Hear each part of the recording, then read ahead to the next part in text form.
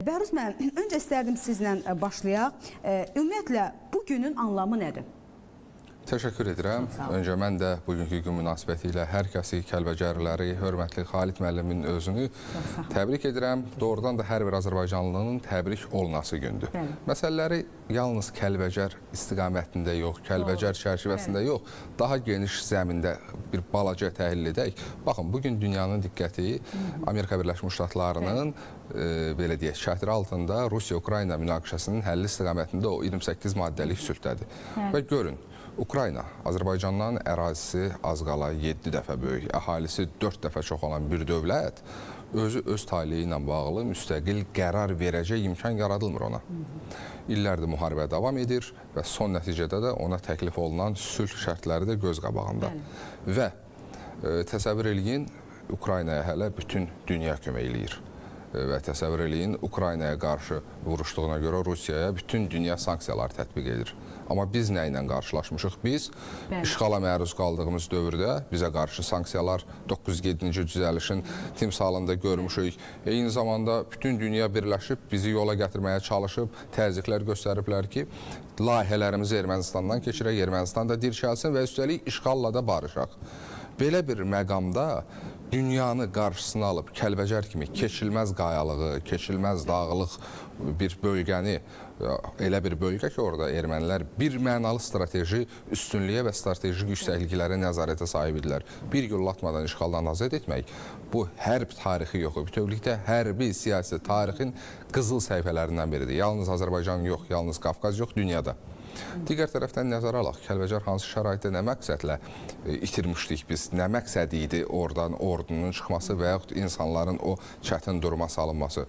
Axıcı Müsavat hakimiyyət əgər Şuşanı, Laçını verib hakimiyyətə gəlirdilərsə, Kəlbəcəri verib hakimiyyətdə qalmaq istəyirdilər bu ajitajdan istifadə edərək və Kəlbəcər həm də xəyanətin qurbanı oldu. Düzdür, Kəlbəcərə münasibətdə dişlər çoxdan qıcanmışdı. Elə 90-cı illərdə bilirsiniz ki, Kəlbəcərdən gedən avtobusun 90-cı ilin iyul ayında partladılması, sonraki dövrlərdə Ağdabanın işğalı, törədilən ayrı-ayrı ərazilərdə, Kəlbəcər kəndlərində soyqırımlar və s. Amma son nəticədə bir daha deyirik, Kəlbəcərin itkisi Azərbaycana yalnız ən böyük rayonu itirməklə kifayətlənmədik. Biz yalnız ən böyük qızıl yataqlarımızdan tutmuş təbii sərvətlərimizi itirmədik. Biz həm də Kəlbəcərin itirilməsi ilə o zamanki separatçılarla əlaqənin tam təmin olunmasına gətirib çıxaran bir situasiya ilə qarşılaşdıq. Bununla da sözün əsl mənasında işğal əbədiləşdi o dövr üçün. Əgər Cənab İlham Əliyevin iradəsi olmasaydı, Kəlbəcərin işğalıdan azad edilməsi mümkünsüz idi və işğal sözün əsl mənasında əbədi olacaqdı. Azərbaycan prezidentinin vizyonu, Azərbaycan ordusunun qəhrəmanlığı Müzəffər Ali Başkomandanın rəhbərliyi altında bizi bugünkü günlərə gətirib çıxardı və nəticə etibarilə biz bugün azad, dirçələn və Azərbaycanın iqtisadiyyatına inteqrasiya olunan, Azərbaycanın bütövlükdə infrastrukturuna inteqrasiya olunan, bölgənin ən böyük yaşıl enerji istehsalçısına çevrilən bir rayonun artıq qurtuluşu günü barədə danışırıq. Bu böyük qürurdur. Mən bir daha xalqımızı təbrik edirəm və Kəlbəcər əslində Azərbaycanın qüdrətinin, Kəlbəcərin işğaldan azad olunması gücümüzün, imkanlarımızın bir daha bəyanıdır. Bəhruz müəllim, maraqlı bir ifadə işlətdi Xalid müəllim. 1990-cı illərdə əgər vəziyyət gərgin idisə və Kəlbəcərdən bir yol vardısa, bugün artıq o yollar şaxələnib və o yollar da elə bizi müxtəlif istiqamətlərə aparır. Bu kommunikasiyaların qurulması deməkdir, bu əlaqələrin qurulması deməkdir və həm də biz bugünkü gündən danışırıqsa, düşünürəm ki, Kəlbəcərin azadlığına qovuşması həm də Azərbaycanın bölgədə yaratdığı reallıqların nəticəsidir. Bunu necə xarakterizə eləyə bilərik? Çünki Cənubi Qafqazda Azərbaycanın sülh quruculuğu, sülh təşəbbüsü olması, eləcə də sülh istiqamətində atılan addımlar eləsində bütün bunlar hamısı reallıqdır. Bunu necə şərh edə bilərsiniz? Tamamilə doğru vurğulayırsınız. Kəlbəcər yeni reallıqların ən uyğun göstərici əmsallarından biri kimi çıxış edir. Baxın, bir daha qeyd edim, Azərbaycan müharibəyə Yəni təbii ki, biz müharibə tərəfdarı deyilik. Bəli. Biz Konstitusiyamızın 9-cu maddəsində ifadə edirik ki, Azərbaycan başqa dövlətlərin ərazisinə qəsd vasitəsi kimi, eyni zamanda ərazi bütöv müstəqilliyinə qəsd vasitəsi kimi müharibələri rədd edirik. Amma buna baxmayaraq təbii ki, biz hər zaman müharibəyə hazır olmuşuq. Cənab İlham Əliyevin rəhbərliyi altında Azərbaycan ordusunun güclənməsi, Azərbaycanda milli həmrəyliyin formalaşması və s. və ilaxır daha da möhkəmlənməsi, bunlar bizi bax bu qələbəyə gətirib çıxaran amillər oldu və bu amillər yolunda qeyd etdiyim kimi çoxsaylı maneələrlə qarşılaşmışıq. İstər bizi gücləndirəcək iqtisadi layihələr qarşısında ciddi əngəllər görmüşük, istər cəmiyyətin konsolidasiyası birliyi uğrunda bizim mübarizəmiz fonunda ciddi əngəllərlə qarşılaşmışıq. Məsələn, qeyd edirdilər ki, neftin pulu hara gedir? Bilirsiniz, bu elə bir ritorika idi ki, sosial media qərar güruhu, ayrı-ayrı media qərar güruhu, o xaricdə Azərbaycan cəmiyyətinin bir olmasını arzulamayan imperialist dairələrin buradakı kölələri, marionetləri, o bugünkü anti-milli şura, bunların hamısı bu suallarla Azərbaycanın inkişaf yolundan döndərməyə, Azərbaycanı sanki qərb qarşısında bir hesabatlıq verməyə çağırırdı ki, hara gedir? Hara gedir, biz gördük, hara getdi. Və biz gördük ki, Azərbaycanın bir qara qəpiyi də olsun, belə deyək, dövlət büdcəsindən, dövlət nəzarətindən kənara getməyib. Və bugün Azərbaycan heç kimdən bir manat da olsun yardım almadan Kəlbəcər kimi keçilməz bir nöqtəni cənnət guşəyə, yaşayış üçün cənnət guşəyə təkrar çevirə bilirsə və üstəlik bugünkü Kəlbəcər işğaldan öncəki Kəlbəcərdən qat-qat daha müasir, qat-qat daha yaşanalası bir yerə çevrilir. Biz əvvəl Kəlbəcərin o gözəllikləri bəzi hallarda hər kəs üçün əlçatan deyildi, amma bugün Kəlbəcər tam mənada Azərbaycanın iqtisadiyyatına da, Azərbaycanın bütün potensialına inteqrasiya olunur və belə olan təqdirdə əlbəttə ki, bu əslində uğur göstəricisidir, bu reallıq göstəricisidir. Burada bir məqamı da mən xüsusi qeyd etmək istəyirəm. Azərbaycan Respublikasının özünün prioritetlərini bəyan edərkən, xüsusən Azərbaycan 2030 sosial-iqtisadi inkişafa dair milli prioritetləri müəyyən edərkən bəyan edib ki, biz işğaldan azad olunmuş ərazilərə qayıdışa, eyni zamanda həmin ərazilərin ölkə iqtisadiyyatına, reinteqrasiyasına qələbəmizin, zəfərimizin nəticələrinin əbədiləşdirilməsi üsulu kimi baxırıq. Baxın, 30 il ərzində işğalda qaldı Kəlbəcər. Kəlbəcərdə daş üstünə qoyuldu. Əksinə, Kəlbəcərin sərvətləri vəhşicəsinə talan olundu. Əgər ermənilər oranı özlərinki hesab etsəydilər, o əraziləri, o taladıqları əraziləri heç olmasa normal səliqədə, sahmanda saxlayıb əbədi talamaqda davam edərdilər. İstisu kimi bir ocaq darmadağın edildi. Azərbaycan ordusu oranı işğaldan azad edəndə, yəni Cənab İlham Əliyevin iradəsinə müvafiq olaraq ermənilər oranı boşaldıb dırnaqarası gedərkən, getdik gördük, o istisu ərazisi nə gündə idi? Yəni erməni milyarderlərinin, erməni o bölgəyə tamah salan o ayrı-ayrı iş adamlarının sizcə pulu yox idi mi oranı düzəltməyə? Onlar sadəcə istismar edirdilər və bilirdilər ki, bu torpaqların sahibləri qayıdacaq. Xüsusən Kaçaryan, Sarkisyan cütlüyü bilirdi ki, Cənab İlham Əliyev onları o bölgədən çıxmağa məcbur edəcək. Bax, reallıqları budur. O elə bir reallıqdır ki, bu reallıqları hər kəs başa düşməli, hər kəs bilməlidir ki, yəni biz tarixi proseslərin təbii axarında, kimlərinsə bizə ətası ilə, kimlərinsə beynəlxalq hüquqa hörmətlə yanaşması sayəsində Kəlbəcəri geri qaytarmamışıq. Biz gücümüz, imkanlarımız hesabına Cənab İlham Əliyevin vizyonu ilə reallıq yaradıb düşməni Kəlbəcər kimi bir qalanı boşaltmağa məcbur etmişik və bugün Kəlbəcər inkişaf edir. Qeyd olunduğu kimi artıq Kəlbəcərə 4 istiqamətindən yol gedir.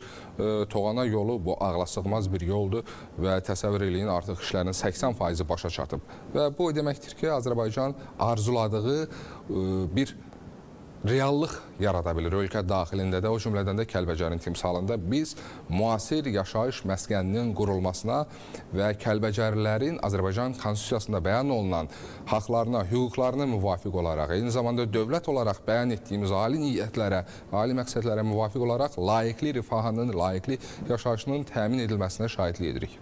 Bəhruz müəllim, istərdim Kəlbəcərin iqtisadi potensialına da diqqət yetirək, çünki çox orada vacib iqtisadi məsələlər var və bu da düşünürəm ki, hətta bununla bağlı güman ki, orada işlər aparılır.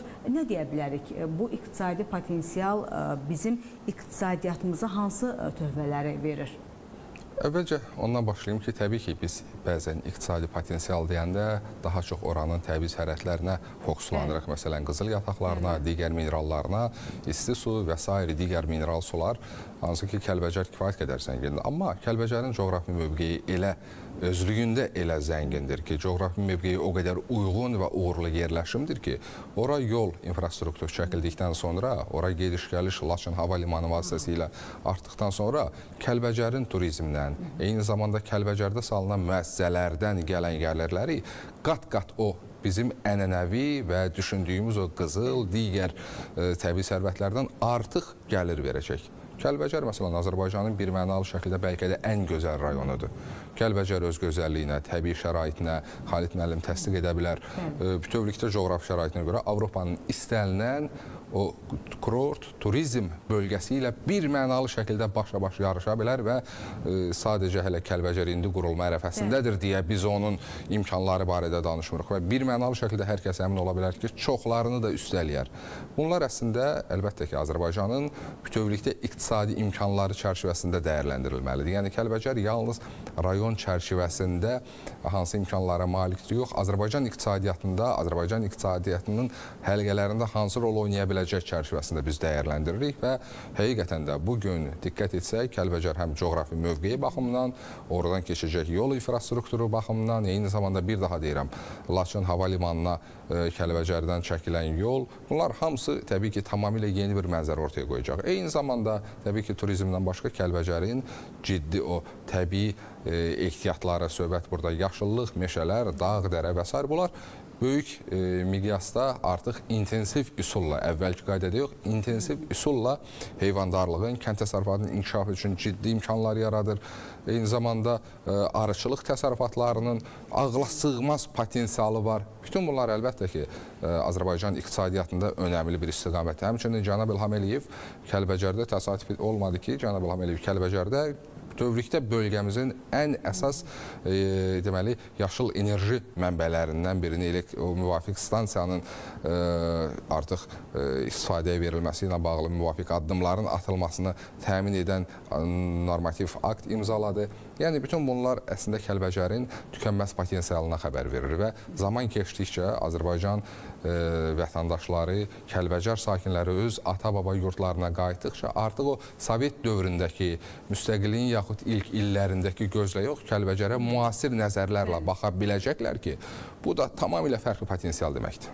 Bütün bunlar 2020-ci ildən sonra baş verdi və 2020-ci ildən sonra Azərbaycan bölgədə reallıqlar yaratdı və artıq fikir verirsinizsə, biz təkcə son 5 ili demirik, hətta son 1 ay deyirik, son 3 ay deyirik ki, filan görüşdən sonra yeni yaranan yeni reallıqlar, məsələn, elə sonuncu avqustun, bu ilin avqustun 8-də imzalanan tarixi Vaşinqton görüşünə istəyirəm bir nəzər salaq. Elə məhz o görüşdən sonra da regionda yeni reallıqlar yaranıb. Artıq görürük ki, Amerika Birləşmiş Ştatları, Azərbaycanın beyin mərkəzləri bir araya gəlirlər. Məhz tarixi görüşdən sonra yaranan reallıqları müzakirə edirlər.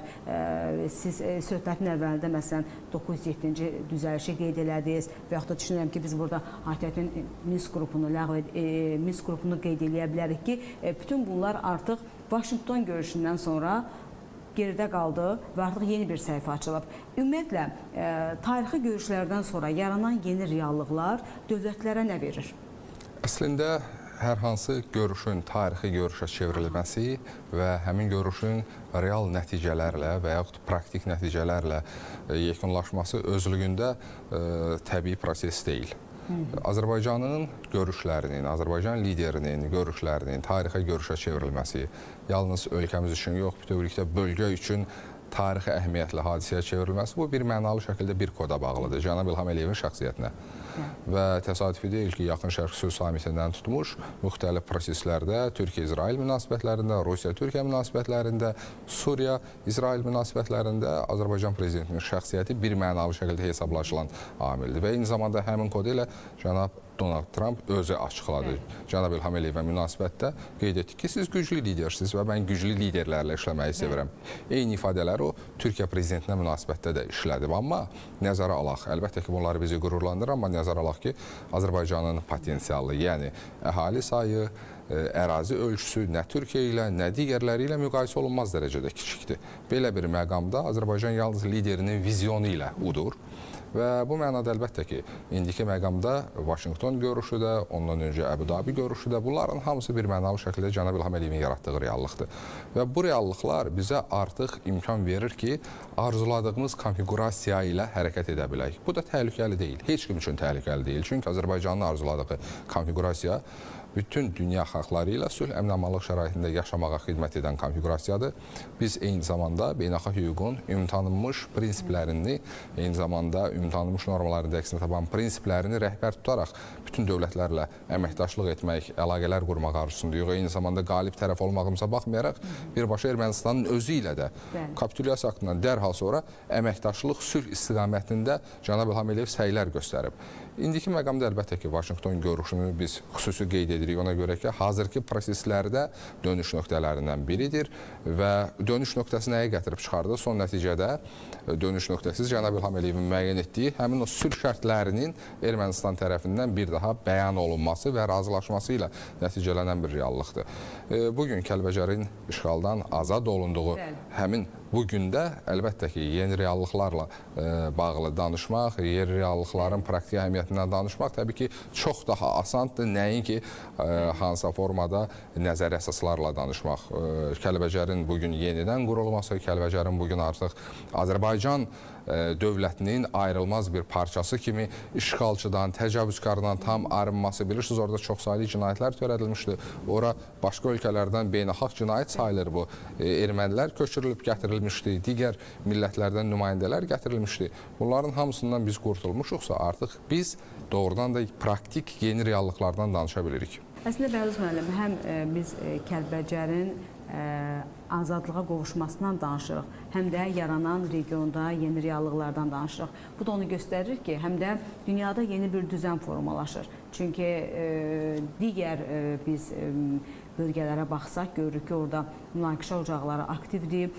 Hətta vasitəçilər belə müəyyən məsələləri həll eləməyə çalışırlar. Amma halbuki biz elə uzun illər o vasitəçilərin, dırnaqarası vasitəçilərin heç bir işə yaramadığının şahidi olduq və bir daha əmin olduq ki, əgər tərəflər arasında narazılıqlar varsa, tərəflər arasında münaqişə varsa, müharibə varsa, bunu özləri öz aralarında da həll edə bilərlər. Siz necə düşünürsünüz? Ümumiyyətlə, yeni dünya düzənində Azərbaycanın rolunu necə dəyərləndirmək olar? Yəni, necə qiymətləndirirsiniz? Əslində, bir məqamı icazənizlə qeyd edim ki, Ermənistan Azərbaycanla münaqişədə heç vaxt özü müstəqil tərəf olmayıb. Ermənistanın arxasında Ermənistanın o konsepsiya, kiminsə hansısa reallığı həyata keçirmək üçün yaratdığı bir konseptual qurum olduğunu hər kəs bilir və bu amildən də ayrı-ayrı vaxtlarda müxtəlif əllər istifadə edib. Zamanında İran da istifadə edib, Rusiya da istifadə edib. Bugün Qərb, xüsusən Avropa İttifaqı simasında istifadə olunma cəhdlərinə uzun müddət şahidlik etdik. Demokratlar iqtidarı bunu istifadə etməyə cəhd göstərirdi və müəyyən zamanlarda da bu uğurla istifadə olunub. Amma son nəticədə bilirsiniz, belə bir acı reallıq var ki, hər şey gücə tabidir. Hüquq belə bugün gücə tabidir və Azərbaycan da bu reallığın kifayət qədər normal əsaslarda fərqindədir. Əgər hüququn gücü işləmədisə, cənab İlham Əliyev o zaman gücün hüququnu işə saldı. Baxmayaraq, bir daha deyirəm, biz hücum edən tərəf olmadıq, biz müdafiə edən tərəf olduq. Amma Ermənistan o qədər aqressiv idi ki, istər siyasətdə, diplomatiyada o qədər aqressiv idi ki, Qarabağ Ermənistandır nöqtə deyirdi. O qədər aqressiv idi ki, Azərbaycanın Vətən müharibəsində qələbəsindən sonra onlar yenidən aktivləşirdilər, əraziləri minalayırdılar və yaxud da ki, Vətən müharibəsində birbaşa onların hücumlarından sonra biz əks həmləyə keçmişik. Yəni, belə bir aqressiv siyasət fonunda Azərbaycan da təbii ki, gücün hüququnu işə salmalı oldu və cənab İlham Əliyevin liderliyində biz yalnız Ermənistana yox, bütövlükdə Ermənistan adından istifadə edən imperialist sistemə qalib gəldik. Müxtəlif istiqamətlərdə, müxtəlif sferalarda bizim qələbələrimizin ardı arası kəsilmədi və bir daha deyirəm, bunun yeganə memarı cənab İlham Əliyevdir. Və bunların fonunda əlbəttə sonraki dövrlərdə biz artıq Ermənistanı həmin o qüvvələrin əsarətindən nisbi azad edərkən, bu nə deməkdir? Ermənilər güvənirdilər, məsələn, kollektiv təhlükəsizlik müqaviləsi təşkilatına. Azərbaycan erməniləri faktiki həmin o təsisat və MİF azarından xilas etdi və göstərdi ki, heç kim gəlib sizin əvəzinizə döyüşməyəcək. Cənab İlham Əliyev xəbərdarlıq da elədi. Şuşadan da, eyni zamanda ondan əvvəl Bakıdan da qeyd etmişdi ki, heç kim sizin əvəzinizə döyüşməyəcək. Və artıq bugün nəhayət biz Paşinyanın çıxışlarından, Ermənistanın ayrı-ayrı dövlət rəsmilərinin çıxışlarından eşidirik ki, onlar tədricən artıq sülh ritorikasına üz tutmağa məcbur olublar. Nəticə hansı yolla olur olsun, nəticə bizim üçün maraqlıdır və bugün artıq Ermənistanda istər vətəndaş cəmiyyətinin institutlarının, istər rəsmilərin dilindən Azərbaycanın məcbur etdiyi sülh konfigurasiyasının artıq reallıq kimi qəbul edilməsi böyük uğur vəd edir və nəticə itibarilə biz əgər sərhədlərin delimitasiya demarkasiyasında çox ciddi bir yol qət edə bildiksə, nəzərə alaq ki, o ərazi 10 kilometrdən biraz artıq olsa da son nəticədə Azərbaycan və Ermənistan kimi 30 il qanlı düşmən olmuş dövlətlər arasında belə bir nailiyyətə imza atılması Azərbaycanın güc və imkanlarından qaynaqlanan reallıqdır. Bu özlüyündə böyük uğur idi və yaxud da artıq tərəflər birbaşa təmaslara keçirlərsə, bu bölgədə münaqişəyə öz maraqlarının təmini üsulu kimi baxanları kənarlaşdırmış oldu prosesdən. Bugün dövlətlər var ki, o vasitəçilik hesabına yaşayır. Vasitəçilik hesabına öz iradələrini yeridirlər ayrı-ayrı vətəndaş cəmiyyətinin institutlarında və s. Amma Azərbaycan prezidenti göstərdi ki, biz yetkin xalqıq, bizim üçün xüsusi vasitəçiyə ehtiyac yoxdur. Kimsə sülhə yardım etmək istəyirsə, kimsə bölgədə sabitliyə yardım etmək istəyirsə, görüləcək işlər çoxdur. Məsələn, ermənilərin dağıtdığı ərazilər var. Buyurun, gəlin, bərpasında iştirak edin. Və yaxud bərpada iştirak etmək istəmirsiniz, insanlığa yönələn cinayətin nəticələrini aradan qaldırmaqda iştirak edin. Mina təmizlənməsində, mina təmizlənməsi, bu mina Azərbaycana qarşı yönəlməyib. Bu insanlıq əleyhinə cinayətdir və Ottawadır, Reykjavikdir və s. çox saylı konvensiyalar əslində Azərbaycanlıları qorumaq üçün deyil ki, piyada əleyhinə minalara qarşıdır və buyursunlar, gəlsinlər konvensiyaların icrasını təmin etsinlər. Yəni, Cənab İlham Əliyev ilə bir reallıq yaratdı ki, artıq Ermənistan həmin reallıqlarda öz nicatını görməyə başlayıb.